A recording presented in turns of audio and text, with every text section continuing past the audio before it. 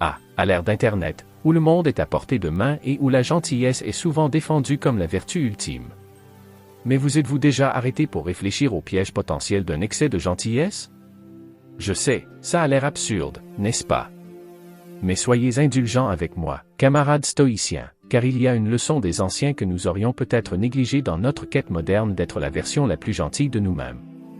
Voyez-vous, les stoïciens, ces vieilles âmes sages de la Grèce et de la Rome antique, avaient une chose ou deux à dire sur l'équilibre des vertus. Restez forts, disait-il, mais concentrez-vous sur la vertu. Et bien que la générosité soit sans aucun doute une vertu, comme toutes les bonnes choses, elle peut être poussée à l'extrême. L'excès de générosité, mes amis, peut parfois se retourner contre nous d'une manière à laquelle nous nous y attendons le moins. Maintenant, avant que vous ne leviez un sourcil et que vous pensiez que je suis sorti du grand bain, embarquons pour un voyage ensemble. Un voyage où nous explorerons 8 façons inattendues dont un débordement de gentillesse pourrait bien nous faire trébucher. Nous plongerons profondément dans les enseignements du stoïcisme, en puisant la sagesse de Sénèque, d'Épictète et de Marc Aurèle. Et ce faisant, je vous mets au défi de réfléchir à vos propres actes de gentillesse. Sont-ils toujours en équilibre? Ou avez-vous, comme beaucoup d'entre nous, parfois fait pencher la balance? Si vous êtes nouveau ici, et que cela ressemble à un voyage que vous êtes impatient d'entreprendre, alors donnez à cette cloche de notification une bonne vieille sonnerie et abonnez-vous. Allez-y, je vous mets au défi. Ensemble, nous naviguerons dans la danse complexe de la vertu, en trouvant le juste milieu entre trop peu et trop peu. Compagnons chercheurs de sagesse, restez avec moi alors que nous plongeons dans les pièges inattendus de l'excès de générosité, car parfois les leçons les plus profondes viennent des endroits les plus inattendus. 1. En faire trop. Nous sommes tous passés par là, n'est-ce pas? Vous êtes à la réunion d'un ami et quelqu'un vous parle de son déménagement le week-end prochain. Avant que vous ne vous en rendiez compte, votre main se lève, je vais vous aider. Mais au fond de vous, vous êtes déjà submergé par vos propres tâches. Les stoïciens croyaient qu'il fallait vivre en accord avec la nature, ce qui signifie comprendre nos propres limites.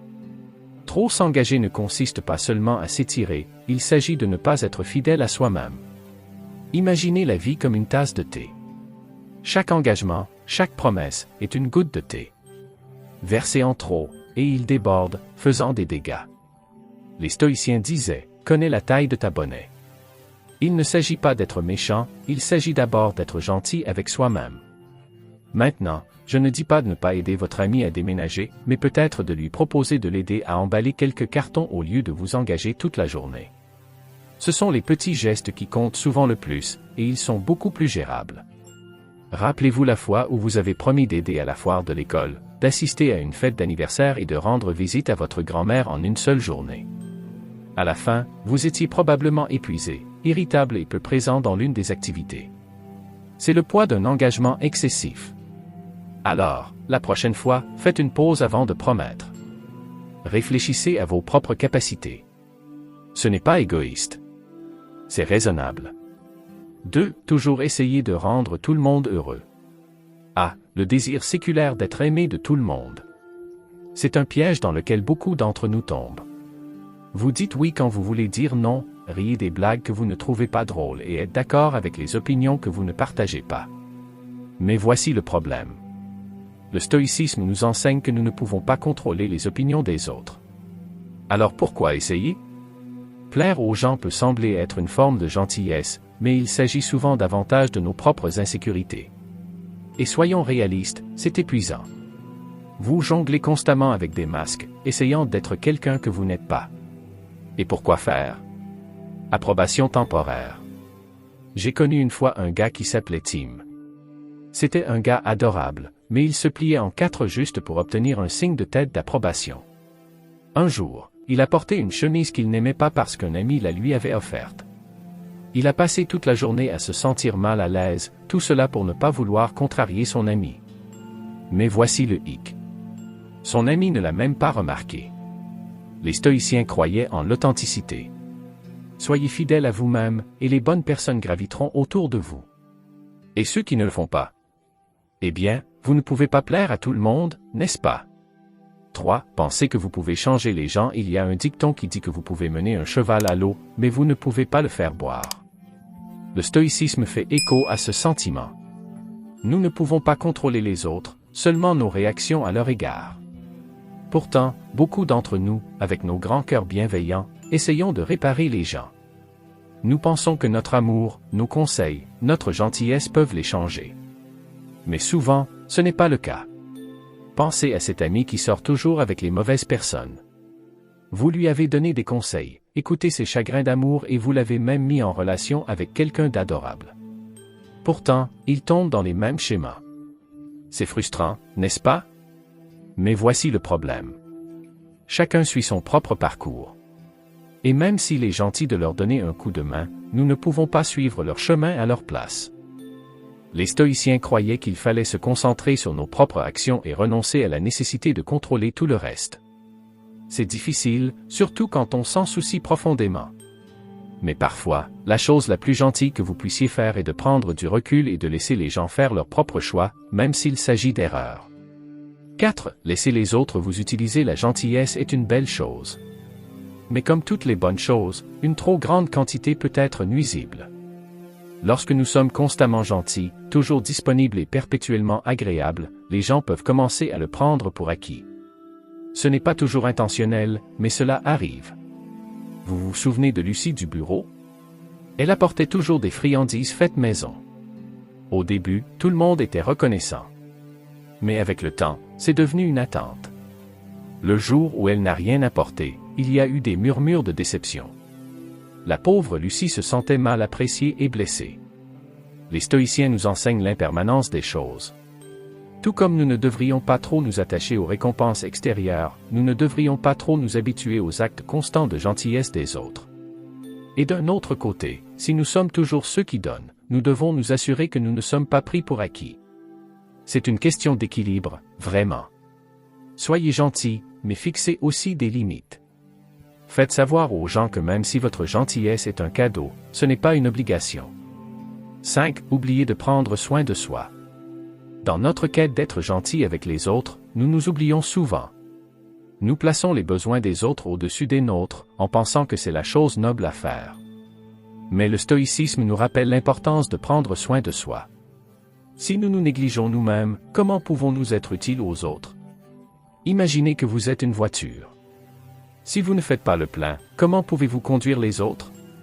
Vous finirez en panne sur le bord de la route. C'est la même chose avec la priorité constante des autres. Finalement, vous vous épuiserez. J'ai vu cela se produire avec mon pote, Alex. Il serait toujours là pour tout le monde, se mettant toujours en dernier. Jusqu'au jour où il a craqué. Il était fatigué, épuisé et ne se sentait pas apprécié. Ce n'était pas joli. Alors, prenez du temps pour vous. Ce n'est pas égoïste. C'est essentiel.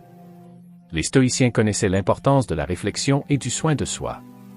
Après tout, une âme bien entretenue est mieux équipée pour relever les défis du monde. Le fait que vous soyez arrivé jusqu'ici dans la vidéo montre que vous vous engagez à vous améliorer. Restez avec moi jusqu'à la fin, car les 3 dernières idées sont encore plus cruciales. Je vous verrai à l'arrivée. 6. Évitez les désaccords à tout prix.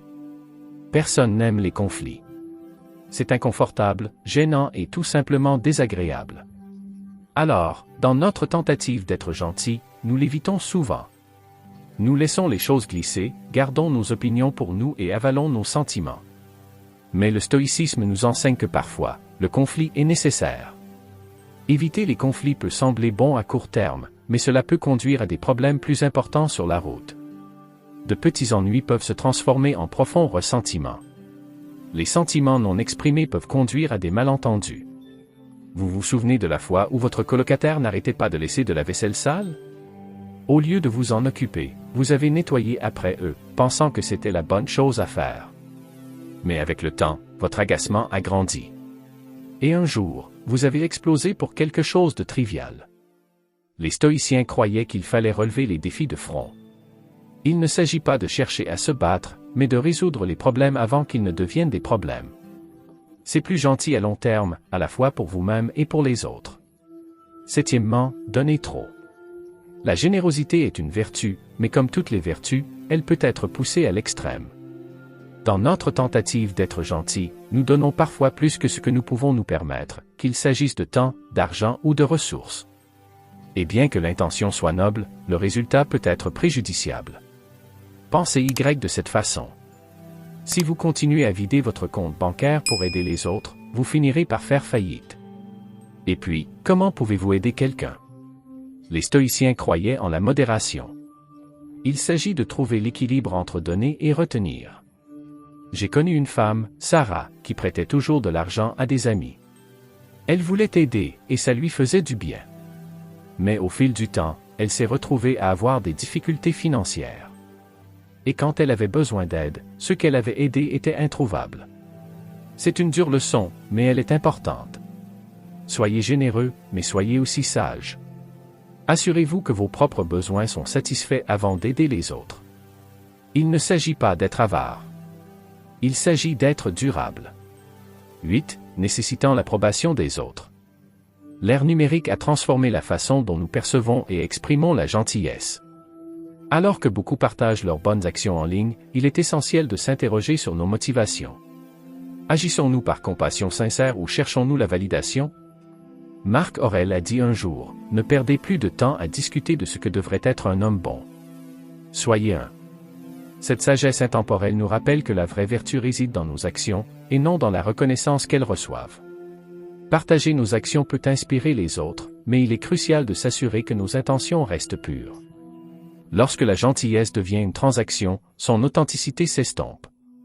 Les stoïciens enseignaient qu'au lieu de rechercher une validation externe, nous devrions nous concentrer sur la valeur intrinsèque de nos actions. En faisant le bien pour lui-même, nous embrassons la véritable essence de la vertu. Eh bien, voilà. La route sinueuse de la gentillesse avec ses rebondissements inattendus. Qui l'aurait cru, n'est-ce pas? Dans notre monde de likes, de partage et de défilements sans fin, il est facile d'oublier la sagesse séculaire des stoïciens. Mais comme nous l'avons vu, leurs enseignements sont aussi pertinents aujourd'hui qu'ils l'étaient il y a des siècles. Maintenant, amis stoïciens, alors que nous nous trouvons à la croisée des chemins de la réflexion et de l'action, je vous invite à partager vos réflexions dans les commentaires ci-dessous. Vous êtes-vous déjà retrouvé pris dans le piège d'une gentillesse excessive? Vos histoires sont les étoiles qui illuminent cette communauté stoïcienne, guidant et inspirant les autres voyageurs sur le chemin de la vie. Et bon, si vous avez apprécié notre petit voyage d'aujourd'hui, pourquoi ne pas montrer un peu d'amour? Appuyez sur le bouton j'aime, abonnez-vous et n'oubliez pas la cloche de notification. Vous ne voudriez pas manquer notre prochaine vidéo, n'est-ce pas?